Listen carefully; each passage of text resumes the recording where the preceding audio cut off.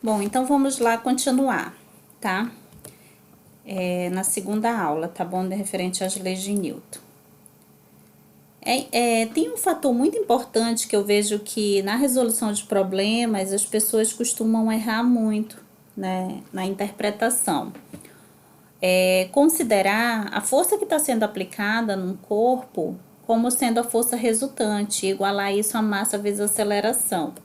Né? É muito importante a gente dizer que essa força resultante aqui, que aparece na segunda lei, seja ela de forma com massa constante ou com massa variável, ela se refere à força resultante. Então, quando nós estávamos estudando vetores, nós discutimos sobre isso. O que era o vetor resultante? O vetor resultante, porque como a força é uma grandeza vetorial, então são válidas as propriedades dos vetores para ela.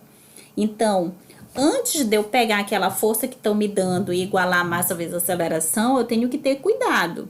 Eu tenho que analisar que forças que estão atuando no corpo.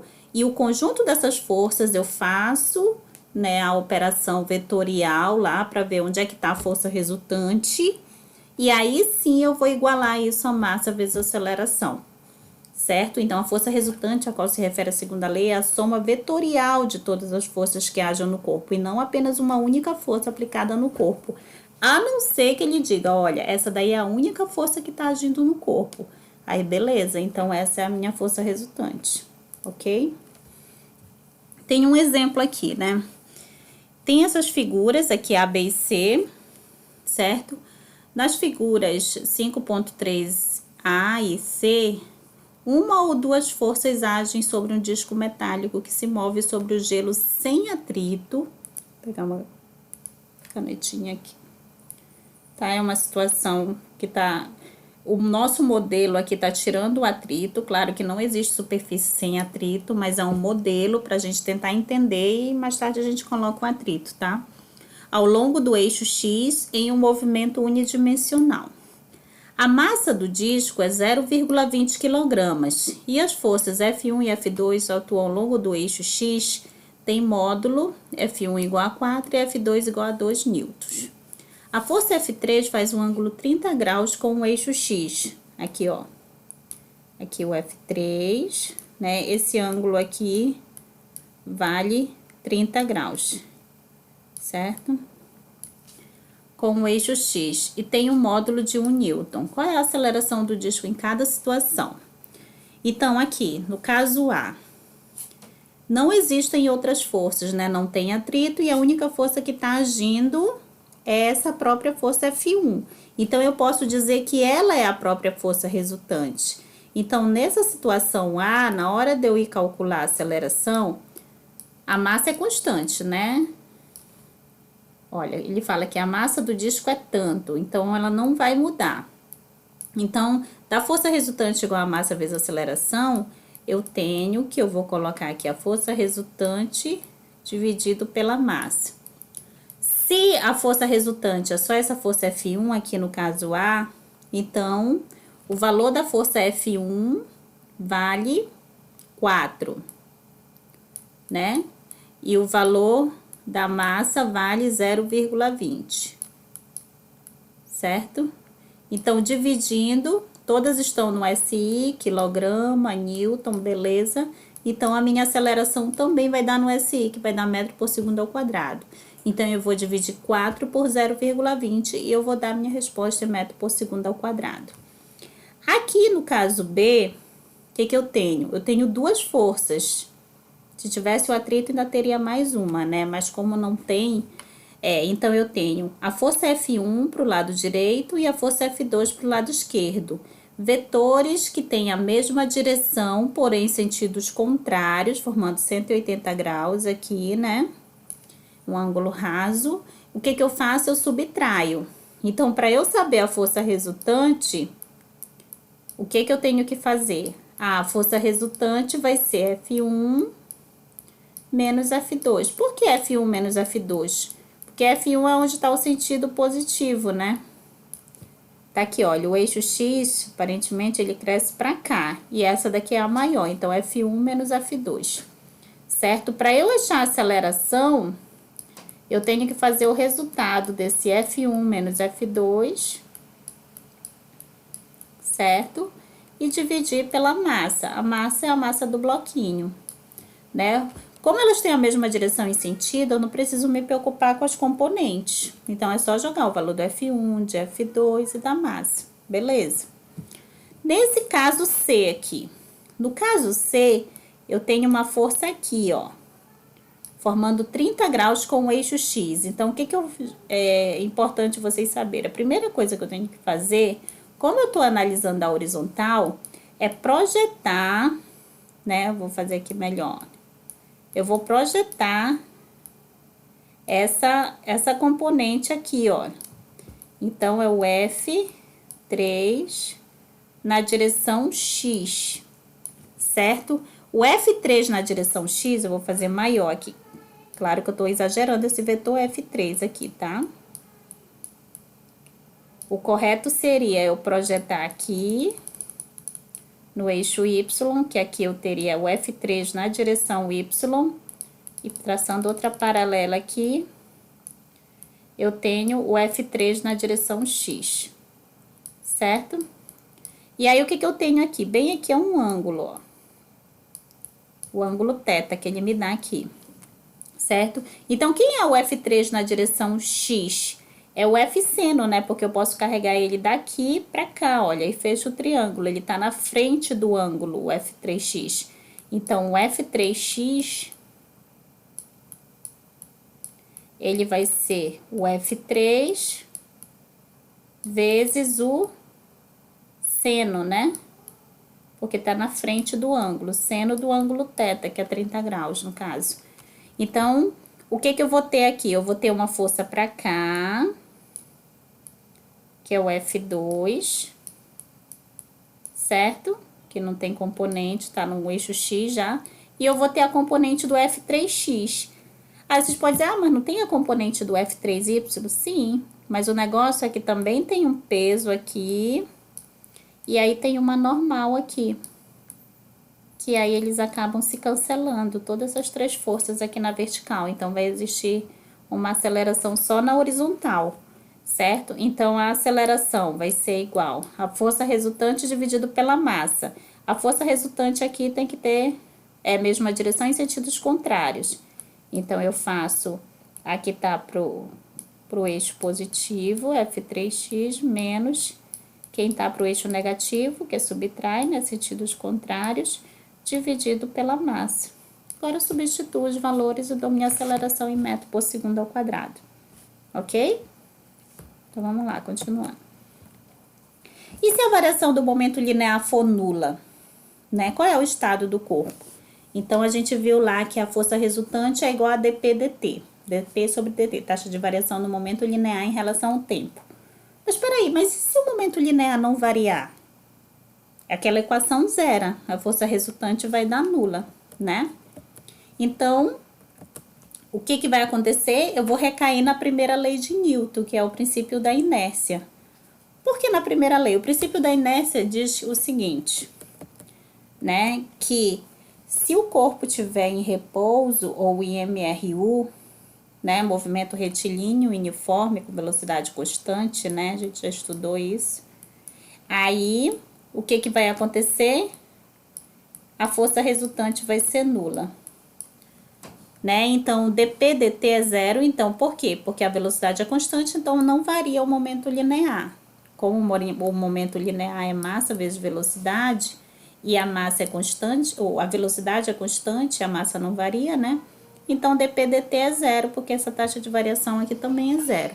Se a força resultante for nula, se eu escrever assim, eu falo nula, com vetorzinho. Ou escalarmente assim, zero. Então, ou ele está em repouso ou ele está em MRU. Nos dois casos, eu recaio no princípio da inércia. Um corpo que está em repouso tende a continuar em repouso, a não ser que uma força externa haja sobre ele. Ou um corpo que está em movimento retilíneo uniforme tende a continuar nesse estado, a não ser que uma força externa haja sobre ele. Certo? Então, nesses dois casos, a aceleração é nula. Tá? E aqui tá mais organizado esse enunciado, né? Então, o que é o inércia, né? Traduzida lá do princípio? É o poder de resistir, pelo qual cada corpo, tanto quanto dele depende, persevera no seu estado de repouso ou de movimento uniforme em linha reta. Isso pode parecer estranho para você, né? Um corpo persevera, mas é uma tradução antiga, vocês têm que lembrar disso, né? O princípio foi escrito lá no século XVII, né? Mas é essa forma que está escrito lá. É o poder de resistir, pelo qual todo corpo, tanto quanto dele depende, persevera no seu estado de repouso ou movimento uniforme em linha reta, né? Hoje em dia, como a gente encontra nos livros didáticos, se a força resultante que atua sobre um corpo é nula, ela permanece em repouso ou em movimento retilíneo uniforme. Um corpo que está em repouso, ou MRU, permanecerá nesse estado até que uma força externa atue sobre ele. Observe que isso aqui nunca foi escrito pelo Newton, mas já é uma interpretação do que está no Principia. Isso é o que a gente chama que já é o texto transposto, na transposição didática, certo? É um termo do Chevalard. Transposição didática. Tá, continuando aí. Olha aqui alguns exemplos interessantes, né? Uma tirinha de física, né? Um corpo que está em movimento tende, aí o skate bate na pedra, a permanecer em movimento. Primeira lei de Newton, né? Esse aqui é bem legal, olha, um experimento que vocês podem tentar fazer em casa. Coloque um objeto, né? Coloquem um papel embaixo e tentem puxar o papel, né? Sem derrubar o objeto. Né? Um corpo que está em repouso tende a continuar em repouso, a não ser que uma força externa seja aplicada sobre ele. Mas tem um detalhe nesse caso, né? Que existe atrito aqui e a força tem que ser aplicada muito rapidamente. Então, são algumas condições para que esse corpo permaneça em repouso. Esse aqui, olha, é interessante que é uma adaptação caseira para aquele brinquedo que tem lá no shopping, que é tipo uma mesa de bilhar, que eles ligam assim um ar lá quando você coloca uma ficha, aí você fica brincando de jogar para lá e para cá e fazer gol com um disco, né? Não sei se vocês já brincaram lá no parquinho do shopping. E aí aqui, né, você coloca um CD, um caninho e um balão, né? Enche um balão e a ideia é o ar sair por esse buraco que fica aqui embaixo. Aí forma uma bolsa de ar embaixo desse CD e na hora que você empurra, né, como a resistência diminui com a superfície que ele está em contato, aí ele vai mais longe, né, diminuindo a resistência, né. Aqui, ó, tem umas crianças brincando, um com uma pedra pequena, outro com uma pedra maior, né? E aí esse daqui tá com muito mais dificuldade, né, de puxar a pedra, justamente porque a massa é maior. Se a massa é maior, a resistência é maior, né? Que é o que fala lá no livro do Princípio. Então, é a inércia, né? Um corpo está em repouso, tende a continuar em repouso. A não ser que uma força externa ase sobre ele. O menino faz uma força aqui, o outro faz uma força aqui.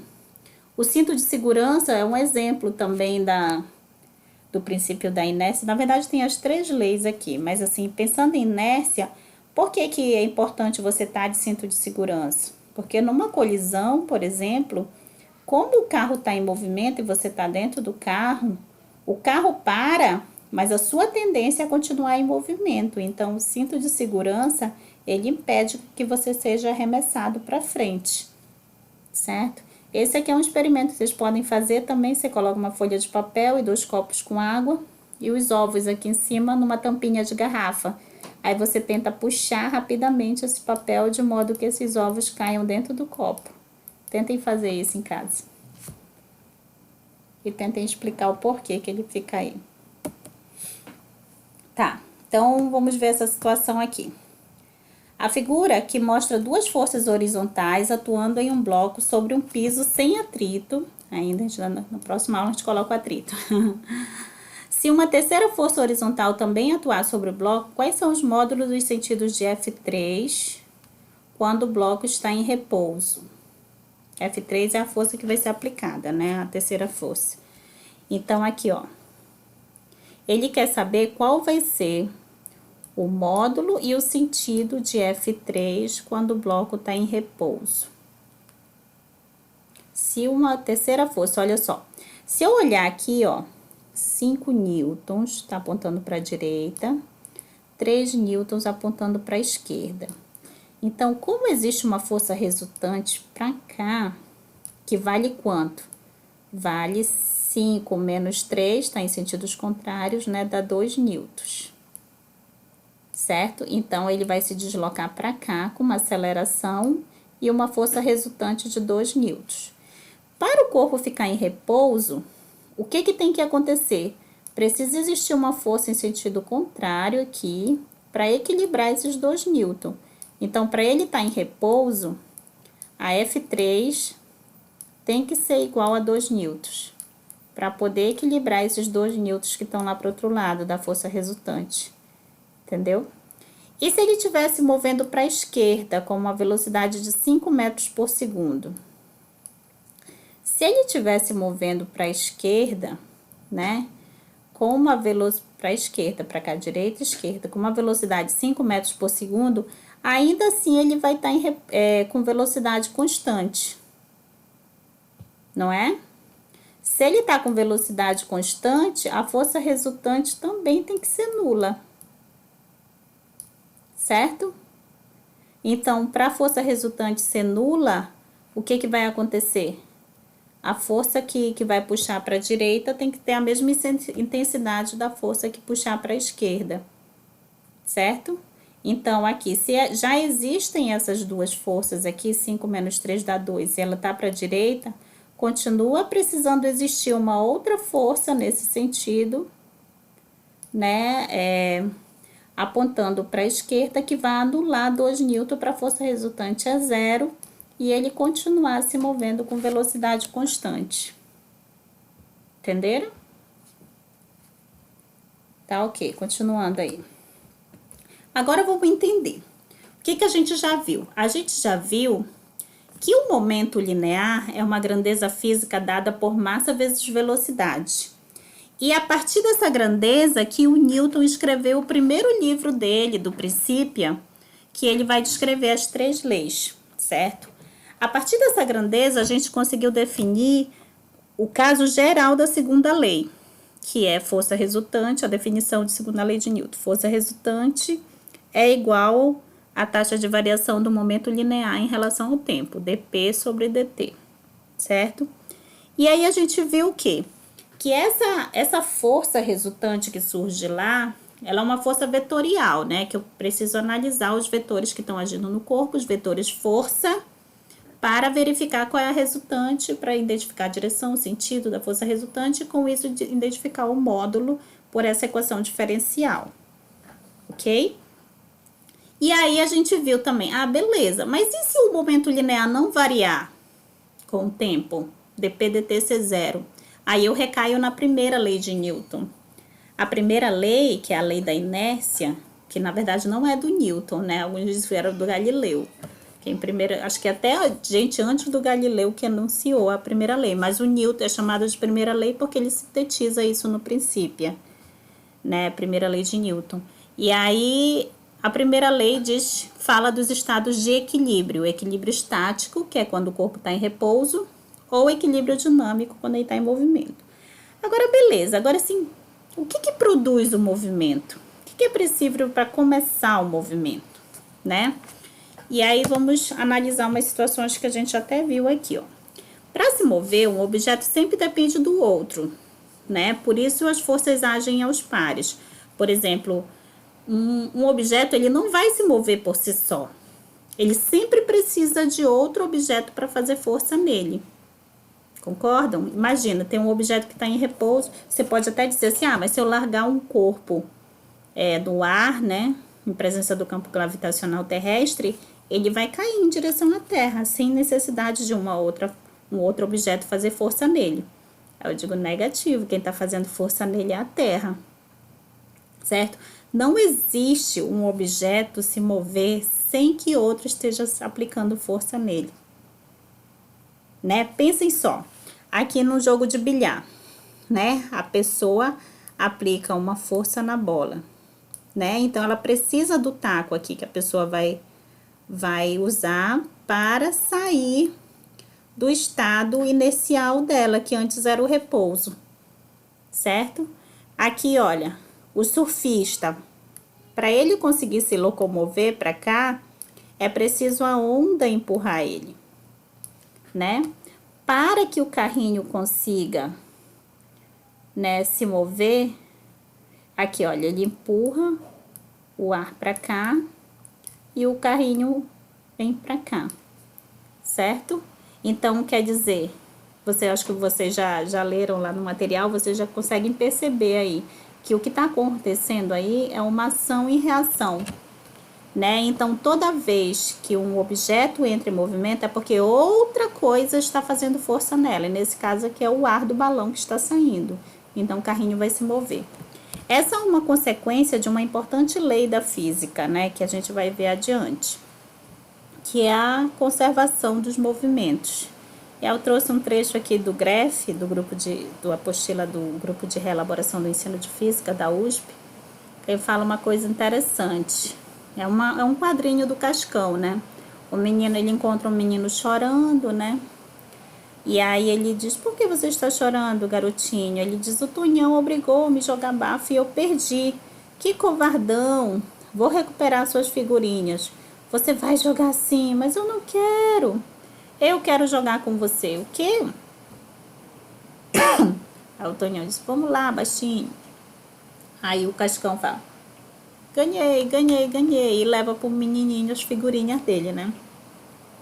O menino fala, vamos jogar? Aí o Cascão fala, bem, eu tenho umas figurinhas mesmo. E aí eles começam a jogar, né? Ganhei, ganhei. Aí o Cascão que já fica chorando. Qual é a moral da história, né? Nessa história, todos os meninos ganham ou perdem figurinhas, mas há algo que se conserva. Nesse caso, é o número de figurinhas, né? Pois é, então nesse caso as figurinhas se conservam, né? Então é a mesma ideia para o movimento, né? Só que não é o movimento que vai se conservar, né? Apesar da gente chamar a conservação da quantidade de movimento ou do momento linear, o que vai se conservar é a massa vezes a velocidade, antes e depois, tá?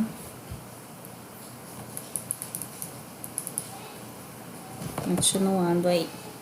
Então aqui, por exemplo, né? Olha, antes o garotinho tinha 40 figurinhas, o Tonhão 50 e o Cascão 30, e o total era 120. Aí o garotinho perde, né? Aí ele fica sem nenhuma, o Tonhão fica com 90, que era as 50 dele mais as 40 do garotinho. O Cascão tinha 30, 90 mais 30 mais 0 dá 120. O Cascão ganha, né? O garotinho continua com 0, o Tonhão fica com 0 e o Cascão com 120. 0 mais 120 dá 120. O Cascão devolve, né? Aí fica 40 pro garotinho, 0 pro Tonhão, 80 pro Cascão, continua dando 120. 40 mais 0 mais 80. E agora o garotinho ficou com as 120, o Tonhão com 0 e o Cascão com 0. Observa que os valores são sempre o mesmo aqui,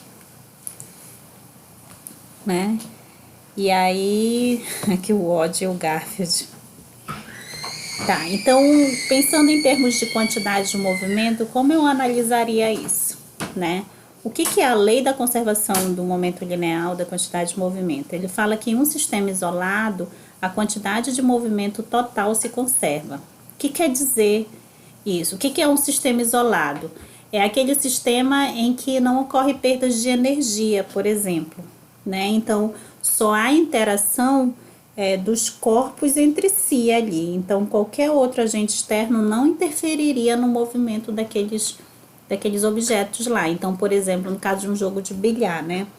É uma bola, né, com a outra bola que vai bater. Então, há um sistema isolado ali, certo? E nesse sistema isolado também não teria atrito, tá? E as colisões que a gente chama seriam elásticas, que sem perda de energia. Em um sistema isolado, nos quais os corpos interagem, se eu somar todas as quantidades de movimento de cada um dos corpos que estão interagindo, que é isso que é somatório de PI aqui, no início vai ser a mesma no final, né? Então, é isso que significa conservar a quantidade de movimento.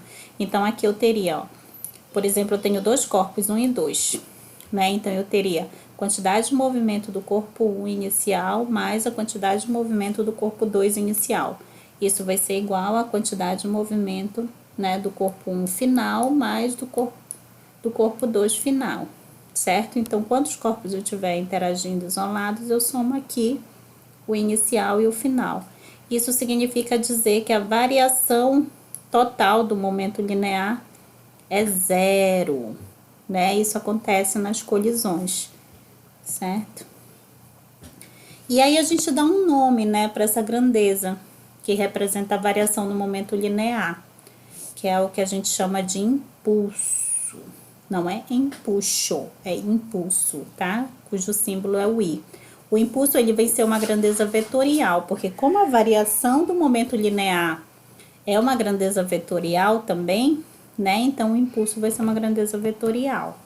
Por isso que ele é representado por esse vetorzinho aqui.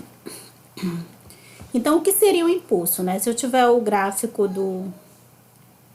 da força versus tempo, né? E aqui, olha, essa curva, certo? A área que está aqui abaixo da curva, aqui destacada em amarelo, cada trecho desse aqui, eu já expliquei para vocês naquela primeira aula, cada área dessa aqui é o que, olha? Aqui é o F, né? Aliás, aqui é o F, né, na vertical, e aqui é o DT. Então, aqui é FDT, considerando a área dessa figura aqui. FDT, tá bem aqui sendo representado. Então, isso daqui é um elemento infinitesimal de impulso. O que vem ser esse impulso? Olha só, gente, imagina assim, eu tenho uma força sendo aplicada num corpo, por exemplo, em um determinado tempo. Se esse tempo, né, se torna infinitamente pequeno, que eu posso chamá-lo de dt, então aí vai surgir uma grandeza chamada de impulso, né? O impulso vai ser a força sendo aplicada num determinado tempo, entendeu? Então eu posso representar isso como sendo o impulso, como sendo a integral de f dt, certo? Porque como esse elemento infinitesimal aqui de área dado como di é igual a f dt, se eu integrar dos dois lados aqui, eu recaio nessa equação aqui, certo? A integral de di dá o i, de uma posição A até uma posição B, né? Aqui, inicial e final, é igual a integral de f dt. Né? Como, desculpa, a variação do momento linear em relação ao tempo é a força resultante, né? Então, aqui, ó, no lugar de ΔP, tá aqui, o impulso é a variação do momento linear, né? Então, o ΔP, se eu isolar, fica força resultante vezes ΔT, né? Então, eu posso representar isso assim também aqui, ó, né? Impulso é igual a força resultante vezes o ΔT. Ou em termos de diferencial de integral, né? Impulso é igual a integral de f dt. Qual é a unidade de impulso no sistema internacional? Assim que a gente representa aqui. Análise dimensional. É a unidade de força vezes a unidade de tempo. A unidade de força é o Newton no SI, a unidade de tempo é o segundo. Mas se eu quiser em termos de grandezas fundamentais, a unidade de força no SI é a unidade de massa, né, vezes a unidade de aceleração, que é metros por segundo ao quadrado, vezes a unidade de tempo, né, então fica assim, quilogramas vezes metro por segundo ao quadrado, né, vezes o tempo, que é segundos. Aí, cancelando aqui, um segundo aqui com um segundo aqui, por isso que sobra só metros por segundo aqui, certo? Então, a unidade de impulso é quilogramas vezes metro por segundo, ou Newton vezes segundo, tá? E aí, tem uma situação interessante, olha, quando você vai pular, você geralmente flexiona os joelhos, né?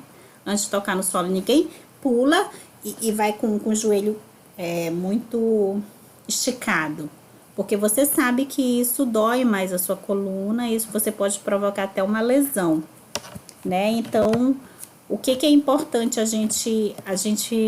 por que é importante a gente flexionar os joelhos? Porque a força que você está aplicando no chão é a mesma, né? A força que você aplica aqui, ó. Vou juntar dos dois pés, né? Na hora que você cai aqui no chão de novo, você aplica uma força no chão e o chão reage, certo? Que é a ação e reação aqui. Aí, então, o que que acontece? Por que que você flexiona os joelhos? Justamente para o intervalo de tempo que essa força está sendo aplicada, ele aumentar, não é? Porque assim, se o impulso é o mesmo, como o impulso é integral de FDT, né? Então, o que significa? São grandezas inversamente proporcionais, aqui a força e o intervalo de tempo. Então, quanto é maior o dt, menor vai ser a força. Então, aqui quer dizer que você pode reduzir a força aumentando o intervalo de tempo. Por que que é importante reduzir a força? Porque aí os seus joelhos, aqui as suas articulações, a sua coluna não sofre muito. Entendeu? Olha, em um salto, quando aumentamos o tempo de impacto, diminuímos a força resultante, impactando menos as articulações. Tá, aqui, ó. Por que que usa a luva de boxe, né? Porque quando você aumenta, né, o tempo de impacto da força, vai diminuir a força e sua mão vai doer menos. Mesma coisa o carro. Os carros antigos, eles praticamente não amassavam. Só que o que que acontecia? A indústria automobilística verificou que o número de acidentes fatais eram maiores, eram muito grandes. Então, o que que eles fizeram? Eles fizeram um jeito da lataria que ela consegue ser amassada, né? Então, o que que acontece? Como ela vai ser amassada, então o tempo de impacto ele vai aumentar, né? Até amassar. E aí, com isso, a força diminui. Se a força diminui, então tem menos consequências para quem está aqui, o motorista. Então, é essa relação entre tempo e força que vai dar a relação do impulso, que é a variação do momento linear. Eu posso escrever isso assim também: massa vezes velocidade final menos massa vezes velocidade inicial. Por quê? Porque é a variação do momento linear, então é a final menos o inicial, tá? Aqui tem um exemplo, depois vocês dão uma lida aí. Então, que conclusão que a gente chega aqui? Então, observe, olha, do princípio de conservação do momento linear, significa o quê? A menina ela vai entrar em movimento, por exemplo, se o menino agir e vice-versa, né? Então, um vai aplicar uma força sobre o outro. Essas forças vão ter a mesma intensidade, porém em sentidos contrários. Os efeitos em cada um deles é que são diferentes, certo? Então, eu tenho que a força que o menino aplica na menina é igual a menos a força que a menina aplica no menino, né? Então, isso sai... Por que que eu digo que isso sai da conservação no momento linear? Porque se inicialmente eles estão em repouso, então quer dizer que o momento linear deles é nulo. Então, no final, o resultado também tem que dar zero. Mas como é que pode o momento linear dar zero no final? Para o momento linear dar zero no final, a soma dos dois, um tem que ir para um lado e o outro tem que ir para o outro lado, porque aí você subtrai esse vetor e dá zero, entendeu? Então, é por isso que a gente diz que do princípio de conservação do momento linear que sai essa relação aqui. E isso recai no que a gente chama de terceira lei de Newton, né? Quando dois corpos interagem, as forças exercidas por um sobre o outro são sempre iguais em módulos e têm sentidos opostos. Então, tá uma figura aí de um martelo, né, sendo pregado numa madeira. Então, o martelo age no prego com essa força aqui vermelha, né? E o prego reage no martelo aqui com essa força azul. Essas forças, elas têm a mesma intensidade, mesma direção, porém sentidos contrários. E elas atuam em corpos diferentes, né? Olha, ação e reação não se anulam porque atuam em corpos diferentes. Observe que a terceira lei é uma consequência do princípio de conservação no momento linear, justamente o que a gente falou aqui, ó. Por que que eles vão ser em sentidos contrários? Porque justamente a quantidade de movimento que eles tinham no início tem que ser a mesma do final, então eles têm que sair em sentido contrário, porque toda ação corresponde à reação de mesma intensidade, mesma direção, porém sentidos contrários, o que é a terceira lei de Newton. Ó, quando você vai andar, quando você anda, você empurra o chão para trás, certo? Só um minuto aqui. Voltando aqui. Ó, quando você anda, você empurra o chão para trás e o chão empurra você para frente. Então, você faz uma ação no chão e o chão reage. Por isso que você anda para frente, certo? E aí, vamos pensar no cavalinho aqui. Um cavalo que estudava as leis de Newton fez a seguinte pergunta: se a carroça me puxa para trás com a mesma força que eu faço para frente, como é que eu vou movê-la? Né? Do que ele se referia aí? Ele se referia justamente à terceira lei de Newton, né? Mas explique por que o cavalo consegue mover a carroça, mesmo as forças às quais ele se refere tendo a mesma intensidade.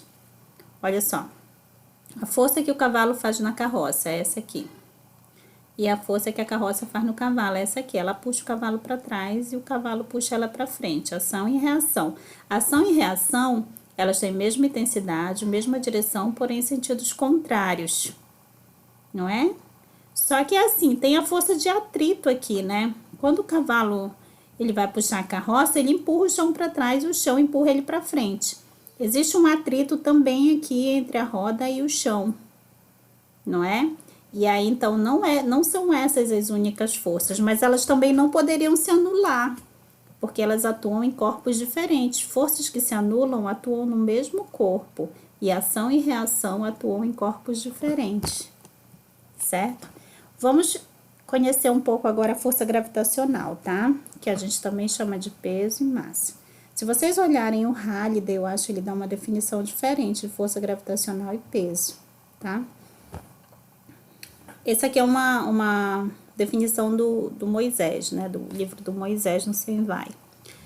A lei de força mais antiga conhecida é a lei de Newton da gravitação universal, que exprime as forças de interação gravitacional entre duas partículas, massa 1 e 2, massa 2, cujo deslocamento relativo é R12.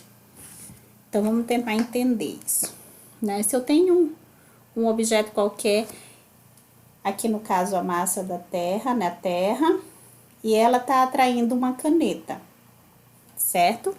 Então, aqui, ó, existe uma distância, né, que está sendo representada aqui pelo vetor R, né, o vetor posição do centro da Terra em direção à caneta. A Terra atrai a caneta com uma força 1, 2. O corpo 1 é a Terra, 2 é a caneta. Então, essa daqui é a força que a Terra faz na caneta, que foi chamada de F. Já que a Terra atrai a caneta, o que a lei da gravitação do Newton fala é que os dois corpos se atraem com força de mesma intensidade, mesma direção, porém sentidos contrários. Então, se a Terra atrai a caneta também atrai a Terra. Então, aqui eu tenho a caneta atraindo a Terra. Nossa, mas o vetorzinho tem o mesmo tamanho. Sim, porque ação e reação têm a mesma intensidade, mesma direção, porém sentidos contrários. Mas por que então que eu vejo a Terra puxar a caneta cai e eu não vejo a Terra vir na direção da caneta? Ah, mas aí você está analisando o efeito sobre o corpo, não é a ação. O efeito sobre o corpo é a aceleração, não é? Então, assim, como a Terra tem uma massa muito, muito maior, apesar da força ter a mesma intensidade que a Terra faz na caneta, que a caneta faz na Terra, mas os efeitos sobre a Terra são muito menor. A aceleração que ela vai adquirir é irrisória comparada à aceleração que a caneta vai adquirir. Mas qual é essa aceleração que a caneta adquire? É a aceleração da gravidade, que é uma velha conhecida nossa, que vale em torno de 9,8 metros por segundo ao quadrado, certo? Olhem só aqui. Essa aqui, deixa eu ver se eu coloquei aqui, ó. O que essa equação nos diz aqui? Essa é a lei da gravitação do Newton. Ela diz o seguinte: A força, né, que um corpo faz no outro, duas massas, né? Desculpa. Ela é dada pelo produto entre as massas dos corpos, nesse caso aqui seria a massa da caneta e a massa da terra, dividido pela distância entre eles ao quadrado. Mas o que é esse menos aqui? Eu coloquei esse menos aqui porque eu estou analisando a equação vetorial. Observe, aqui tem um versor. O que é um versor? É o vetor unitário, né? Que está nessa direção aqui do vetor posição. Para poder igualar essa equação com esse vetor F aqui. Certo? Então, o versor, ele está nessa direção aqui. Deixa eu pegar uma canetinha aqui. Né? O versor, ele estaria nessa direção aqui, né? Na direção do vetor 1, 2. Apontando na direção da caneta. Certo? Só que qual é o problema? É que a força gravitacional, ela tá em sentido contrário, ela é atrativa, sempre atrativa. Então, ela tá no sentido contrário do R12 versor. Por isso que tem que ter esse sinal aqui, caso eu escreva essa equação vetorialmente. Porque a força gravitacional F, ela tá no sentido e o R versor tá no outro sentido. Entendeu? Então, tem que ter um menoszinho aqui se eu escrever vetorialmente. Se eu tiver interessado só no módulo, não preciso me preocupar com esse sinal. Por isso que no ensino médio as pessoas não usam esse sinal aqui, tá? Que é só para analisar o módulo. Mas é importante o aluno saber. E aí, como eu posso sintetizar isso aqui? Massa atrai massa, sempre atrai, né? A força gravitacional é atrativa. Na razão direta do produto entre as massas, ó, razão direta do produto entre as massas. Direta, quer dizer que ela é diretamente proporcional, tá? No numerador. E na razão inversa do quadrado da distância, ó, no denominador, quadrado da distância. Razão inversa do quadrado da distância. Esse aqui é o versor, que a gente já falou. E o que é esse G aqui? Esse G é a constante universal. Esse G ele foi descoberto muito mais tarde, experimentalmente, pelo Cavendish, tá? Ele não foi descrito pelo Newton lá no princípio. O que o Newton viu é que quanto maior o produto entre as massas, maior era a força, e quanto maior o quadrado da distância, e ela variava com o inverso do quadrado da distância, mas faltava achar esse G. E essa constante gravitacional, ela vale 6,67 vezes 10 elevado a menos 11. Observa a ordem de grandeza dela aqui, ó. Né? Então, assim, é bem pequena, né? Então, por isso que a gente quase não percebe essa... Quando duas massas, vamos supor, duas canetas, né? Duas canetas têm uma massa muito pequena. Quando uma caneta, 10 gramas, sei lá, 10 gramas vezes dividido por 1000, né, para dar em quilograma, você vai colocar esse valor aqui, da outra caneta aqui, mais o G, que é 10 a menos 11, então vai dar uma força muito pequena, muito. Então, assim, é por isso que você quase não percebe, você não percebe quando os corpos têm pequena massa, essa força gravitacional, mas ela existe, né? Já foi até provado experimentalmente, certo? Uma coisa interessante, você pode comparar essa equação aqui com a lei de Coulomb da carga elétrica, né, que é de 1785, né? Então, vê lá, olha, a lei de Coulomb, né, ela já vai se basear nessa lei de Newton, entendeu? Porque ela vem depois. Tá, então o que é o peso de um corpo, né? Seria o módulo da força necessária para impedir que o corpo caia livremente em relação ao solo. Então, a força gravitacional é a força com que a Terra vai atrair os corpos, pensando em termos de Terra e algum corpo que está agindo sobre ela, né? Tá próximo dela. Então, a definição do Halley, eu acho que eu peguei, que ele diz assim: para equilibrar essa força, eu preciso de uma força contrária, que tem a mesma intensidade da força presa, para poder equilibrar, para ele não cair em relação ao solo. Então, é por isso que sai essa equação aqui né? Olha só, se essa força resultante é igual a massa vezes aceleração, se eu tô considerando, né, o eixo Y aqui, né, a queda vertical aqui, então, se eu quero equilibrar, se eu tenho um corpo, né, que tem a força gravitacional aqui, né, puxando a Terra, e eu quero uma força para equilibrar essa força gravitacional puxando para cima, então essa para equilibrar, então esse peso tem que ser igual à força gravitacional, certo? Mesma intensidade, que é isso que chega aqui, né? E aí eu posso analisar, vou voltar aqui só para vocês verem uma coisa. Isso aqui tudinho, ó. Deixa eu apagar aqui.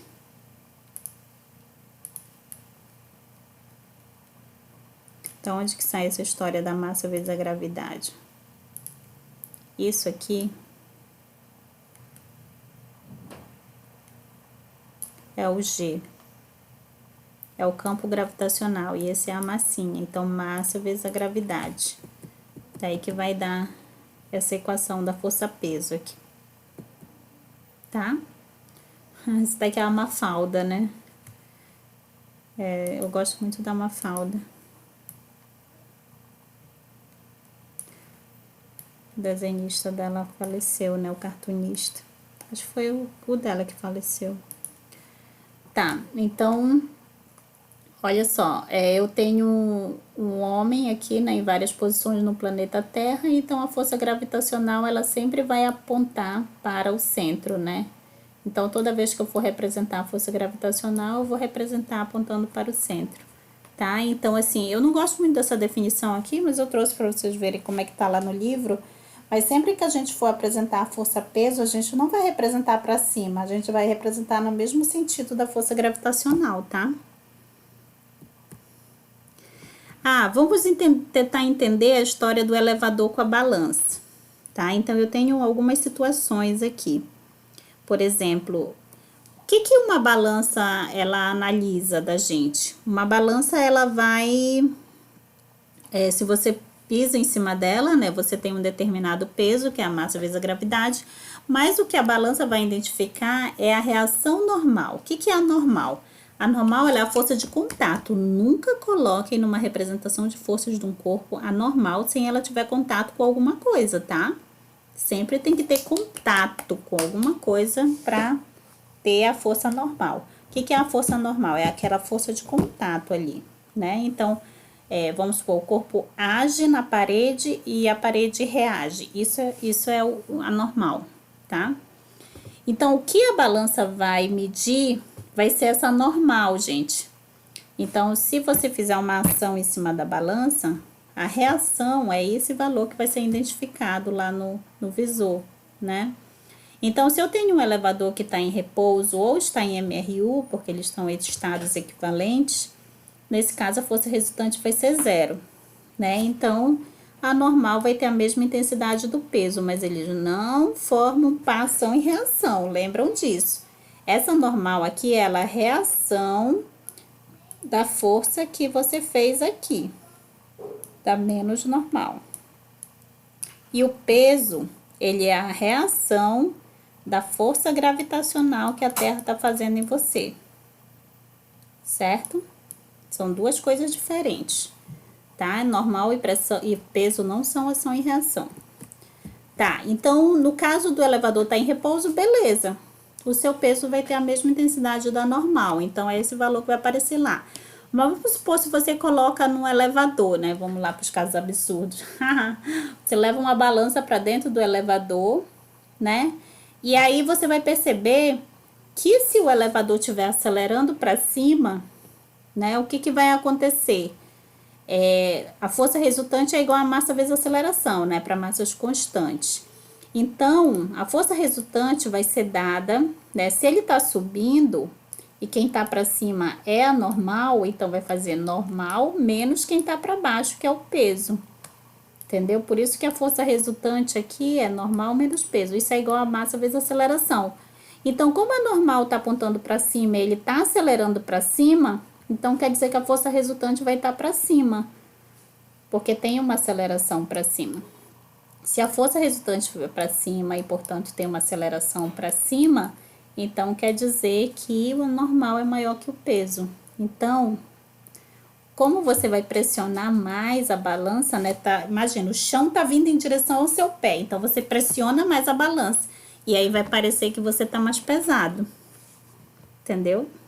Como a normal vai medir o quanto a balança vai medir a normal, que é o quanto você está pressionando ali o chão. Se o elevador estiver subindo, você vai ser indicado lá um peso maior, vamos supor, uma massa maior, né, que está relacionado com peso. Mas se a sua massa no repouso é 70 quilogramas, quando ele estiver subindo, pode ir a 72, 75, entendeu? E se o elevador estiver acelerando para baixo, né? Se ele estiver acelerando para baixo, então a força resultante, né, vai estar para baixo, mas quem está para baixo é o peso. Então eu vou fazer peso menos normal, é igual a massa vezes aceleração. Então quer dizer que o peso vai ser maior do que a normal. Então, como a balança vai medir a normal, então ela vai apresentar um valor menor do que o seu peso normal quando você está parado, né? Então, se a sua... Olha, lembrando que peso é a massa vezes a gravidade, né? Tem hora que eu falo de massa e tem hora que eu falo de peso, mas é para vocês associarem o peso com a massa, aqui nesse caso, tá? Então, o que a balança mede, né, é a normal, que eu tô fazendo a relação com peso aparente, tá? Mas aí você pode fazer a relação desse peso com a massa, que geralmente as balanças elas estão medindo em massa, né? Então, se o elevador está acelerando para baixo, a tendência é o chão sair mais do seu pé. Então, você pressiona menos o chão do objeto lá, né? Do chão do elevador, e aí você vai parecer mais leve, entendeu? Por exemplo, se a sua massa é 70 kg, vai aparecer 69, 68 kg, entenderam? Tá, então tem um exemplo aqui. Sabendo que a massa da Terra é da ordem de 6 vezes 10 elevado a 27 gramas e a massa de uma caneta é em torno de 10 gramas, calcule a aceleração da Terra devido à força gravitacional que a caneta faz no planeta. Eu vou deixar para vocês resolverem essa, tá?